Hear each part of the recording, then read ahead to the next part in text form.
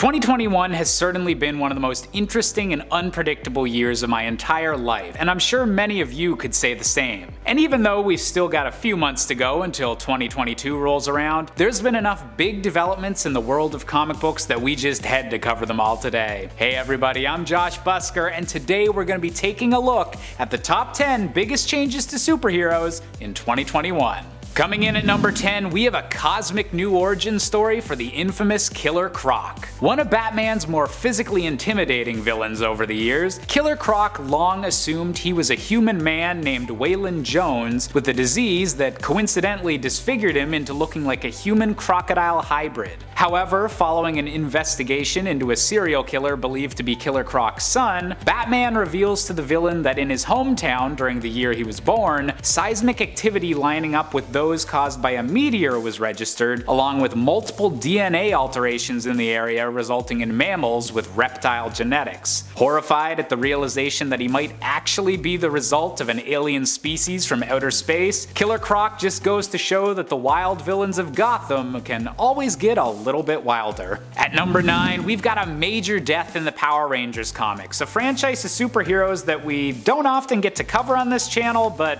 hey, I'm a 90s kid, so let's bend the rules a little bit. Taking place in a slightly different continuity from the TV show, the Power Rangers of the comic book universe have been attempting to ward off an imminent invasion from the evil and all-powerful Imperials. Unfortunately, just as the war seems poised to begin, the Rangers are dealt a terrible blow when their mentor Zordon is betrayed by one of his own species and murdered by having his prism shattered. Talk about a smashing way to start a new and dark story arc, Rangers. Coming in at number 8, we have the X-Men's terraforming of Mars. The last few years have been particularly noteworthy for mutant kind, as the X-Men now call the entire island nation of Krakoa home, and have even been able to essentially make almost all mutants immortal. Going even further this year, in a grand display of power at the Hellfire Gala, Magneto and several other mutants combined their powers to terraform the planet Mars into a new homeworld for every mutant, known as Planet Araco.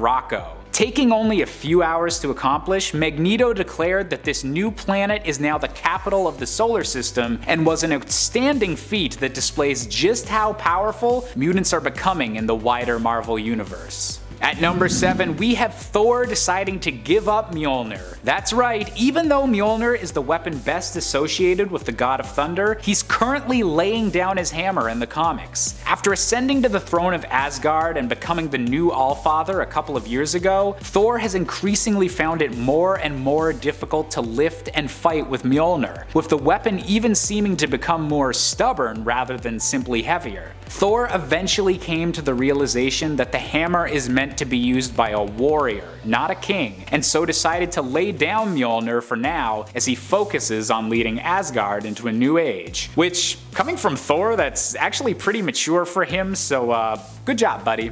Coming in at number 6, we've got Tim Drake coming out as bisexual. In a world where the sidekicks of the Batman universe usually deal with a lot of trauma, heartbreak, and unfortunately crowbars, it was a nice change of pace to see the third Robin getting a chance at some genuine happiness. After rescuing his friend Bernard, who he'd shared some flirty banter with before from a mask-wearing cult, Bernard asked Tim for a chance at a date without any supervillains, a request to which Tim smiles and says yes. Years since his breakup with Stephanie Brown, aka Spoiler, it's really good to see Tim getting back in the game. Coming in at number 5, we've got Ben Reilly's return as Spider-Man. Actually a clone of Peter Parker with a super complicated backstory, Ben Reilly has had a long journey as an anti-hero commonly going under the name the Scarlet Spider. However, it seems this year that Ben has returned to possessing the Spider-Man name, as it looks like the Beyond Corporation has bought out the rights to Spidey's likeness and is now using Ben as the official corporate-sponsored Spider-Man. Add this to the fact that the real Peter Parker is currently stuck in a hospital bed due to radiation radiation poisoning, and it looks like Ben Reilly might need to wear the classic costume for just a little while longer. Coming in at number 4, we've just learned the true identity of the One Below All in the Marvel Universe. So here's a Hulk-sized spoiler warning if you're still planning on reading The Immortal Hulk issue 50. The end of this giant green epic sees the revelation that the One Below All, the main antagonist of this entire storyline, and seemingly the deepest, darkest evil at the bottom of the entire Marvel multiverse, is actually the same being as the One Above All, aka the Marvel multiverse's highest tier of god. Just like the Hulk to Bruce Banner, the One Below All is a twisted version of the One Above All, destroying what the other creates in a cycle of birth and death. Kinda like yin and yang, but with a lot more glowing green gamma energy.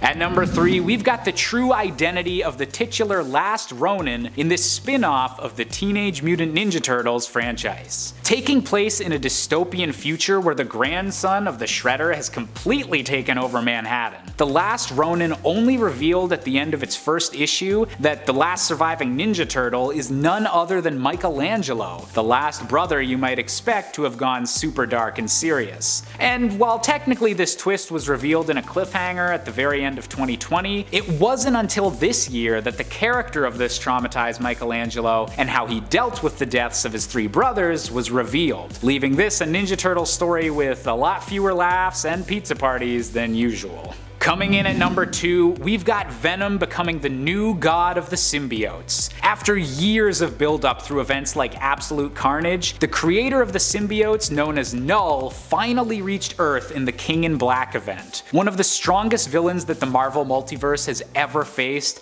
it took every symbiote-wielding character teaming up to stop him. And when the dust finally settled, the many symbiotes of the Clintar race now look to Venom as their new leader, as the destroyer of their original god. And while the sheer weight of this responsibility is already having ramifications on Eddie Brock and Venom's personal life, this is definitely a rise in stature for a being that started out as simply a costume for Spider-Man. Coming in at our top spot today, we've got Jon Kent, the next generation Superman who made headlines when he came out as bisexual and kissed his boyfriend, Jay Nakamura. Initially meeting when Jon accidentally revealed his secret identity during a rescue attempt, Jay is a superpowered journalist that runs his own independent network and fights for truth and justice in his very own way. The son of Superman being bisexual may not seem like a big deal to a lot of people, but it's nice to see that the next generation of heroes will be a little bit more diverse and reflective of readers today without abandoning the core concepts that made all of us fall in love with these characters and their legacy in the first place.